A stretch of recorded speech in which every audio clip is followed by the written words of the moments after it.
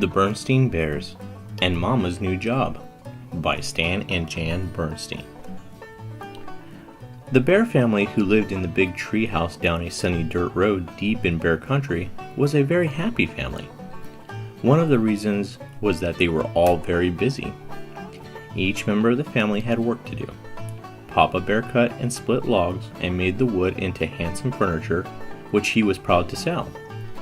Mama Bear not only took care of her family, but she managed the whole treehouse and tended to the vegetable patch as well. Of course, Brother and Sister Bear had important jobs too, going to school and keeping up their schoolwork. The members of the bear family had hobbies too. Papa's favorite hobbies were fishing and napping. He caught almost as many naps as he caught fish. Brother and Sister also had many hobbies. Brother was especially proud of his model airplanes. He liked to have Mama watch him fly his models, and sometimes she helped him fly his tether plane. Sister was a super rope jumper, and her goal was to jump 1,000 times without a miss. She liked to have Mama count for her because Sister could jump faster than she could count. Since Mama was so busy with her household duties, she had time for just one hobby. And what a hobby! Mama was the best quilt maker in all the bear country. Her quilts were light and fluffy, but very warm. Her stitchery was fine and even, and her designs were original and exciting. Sister Bear slept cozy and warm under a quilt that showed her jumping rope. Brother went to sleep under a handsome airplane design. And the big quilt on Mama and Papa's bed showed the bear family's beautiful treehouse. Yes, the members of the bear family had happy, busy, full lives, especially Mama. "My dear," called Papa to Mama as she worked in the vegetable patch, "if it wouldn't be too much trouble, would you put aside any fishing worms you might find?" "Look, Mama," called Brother, "I'm going to fly my new biplane." "I'm going to try for 1,000, Mama," said Sister. "Would you please count for me?" A little too full, thought Mama from time to time. She would have liked to have a little more time for her quilts. She had some lovely design ideas she wanted to try. A sunburst with clouds and bluebirds, a beautiful bouquet of flowers and butterflies, and a harvest scene with pumpkins and squash. But there just never seemed to be enough time. Then one day something happened that changed the lives of the bear family. Something that changed Mama's quilt making from a hobby into a business.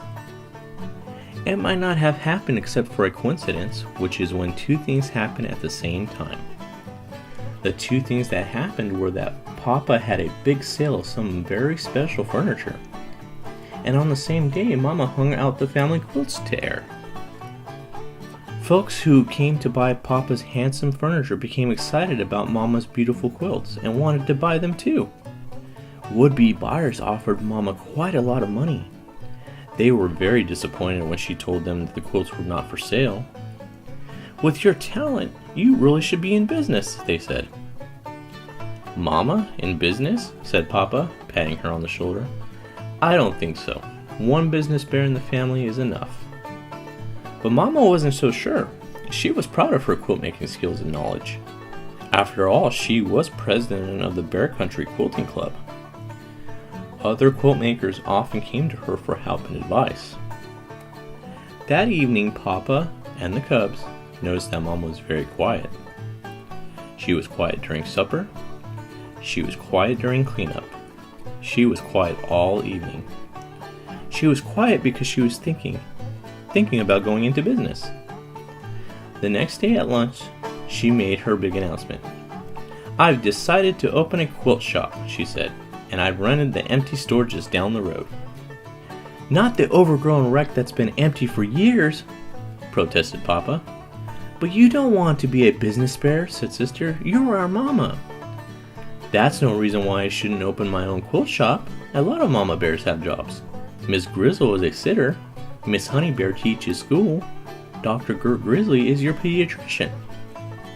"Yeah," said Brother, "but they're not our Mama." There's really nothing to worry about, said Mama. Things aren't going to be all that different. Will you still count for me when I jump rope? Asked Sister. And will you still watch me fly my airplanes? Brother wanted to know. And how about my fishing worms? Asked Papa. Will you still put them aside for me when you tend to the vegetable patch? We'll see about all that, Mama said. Meanwhile, I have to be at the shop. Some of my quilt club friends are helping me get it ready. And oh yes, she added as she turned to leave, there's a lot to do, so supper may be a little late tonight. Ta-ta. Ta-ta, said Papa. Ta-ta, said the cubs. Supper wasn't a little late that night, it was a lot late. And it was Papa and the cubs who prepared it. But they didn't mind, because although Mama was very tired, she was very happy too, happy and excited. Guess what? Said Sister, as she served Mama her supper. I reached 1,000 jumps today. Brother counted for me. And Sis helped me fly my tether plane. We had a great flight, added Brother. And I weeded the vegetable patch, said Papa, bringing a tub of warm water to Mama for her tired feet. Wow, said Mama, I'm very proud of you all. Papa and the cubs were very proud of her too.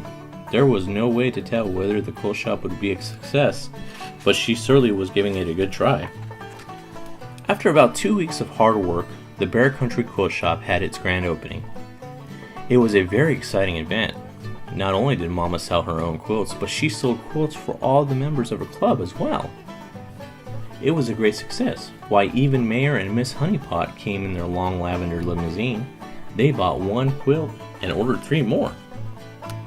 I know what, said Mama as she closed up shop for the night. Let's stop at the Burger Bear for supper. My treat. The Bear family celebrated with a delicious Burger Bear supper. Papa and the cubs were very proud of their business bear wife and Mama. The extra money came in handy too. The end.